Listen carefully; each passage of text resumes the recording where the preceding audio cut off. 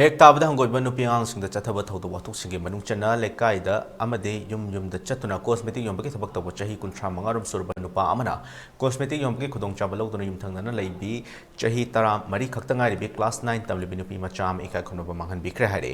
नुपी मचा अदुदा कनामता द हाइदोक्तनबा की हलंबगा लोइनेना था तरुकी अंगांग अमसु नावपुरबले ताबदा नुंगाइतबा थौदो असे थौबाल डिस्ट्रिक्ट के मोइजिंग द थोखिबने थौदो असे द चेन्नरीबा कॉस्मेटिक योंबा नुपा असे एमडी सुलेमान चही 35 अपोकपा Manirgun Hariba Mui Asing Asi Taubagi Special Court POCSO the Putok Matung Judicial Remand Jail Tajan Cray. Miu Asi Tasi Taratarukta Taubal District Women Police Naparo Matunda, Numitareni, Police Custody Remand Loktaraba Matung Asi Amu Court Putorokibane. Taudoasi the General Cosmetic Yomba Mui Asing Asi Court Putarokani Hibagi Pau Tabadagi, Mojing Gimiam amadi miyamna court thomchilakhi miyamna maralgi matung ina matik chaba cherak piu chahi sudribi libi nupi macha singe punsi kanbiu haiba kholaw sing sul lauke khongjang adu da saruk yakiba nupa macha adu gi nupi macha adu gi lekai gi makhura Babul Ahmad Kauba amana fongdorokpada nupa adu nupi macha sibu cosmetic pot leiru lau haidura wahaki kada koksilama matung da thong sinduna na tabali chacha thakibani haire matung tharapada nupi macha sibu ki handuna mingonda haidu kanu haiduk labadi nangi ichachu manglagani haiduna kayara khana na tabali chacha tona lakpana tha taruki angang na punokibani haike mayumgi mama amadi mana masingna angang nupi macha asigi fibam da ahong balak bu ubadake kari tarobano haiduna mai bada puraga layang chathar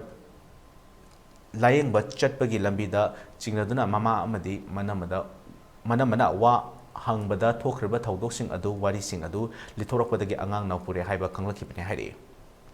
thaudok asi imung manungi miyoi sing amadi lekai na su khangnarakpadagi nupi macha asi tha asigi ahumda nupa asida chelanki numit asimakta da nupa adugi imung manungna nupa adu mayumdagi tan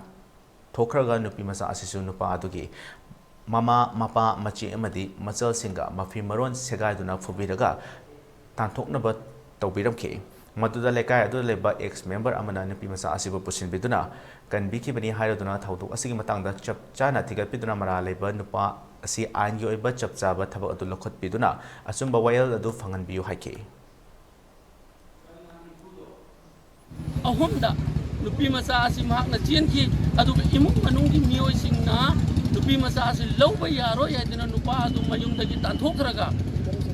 magi mama mapa amadi macha nupi ga manau nupi ga makhoi ahuk mari asina yamna thina phubi chaibi amadi mafi maron magna lili bapuri adu segai raga miya mamang da ijat lauba ga loinana yamna tathina phuba dagi laikai adu da laiba ex member amana mahak kanki amasu maki ex member ki mayung da nupi masa asi phuki asumna mahaki punsi asi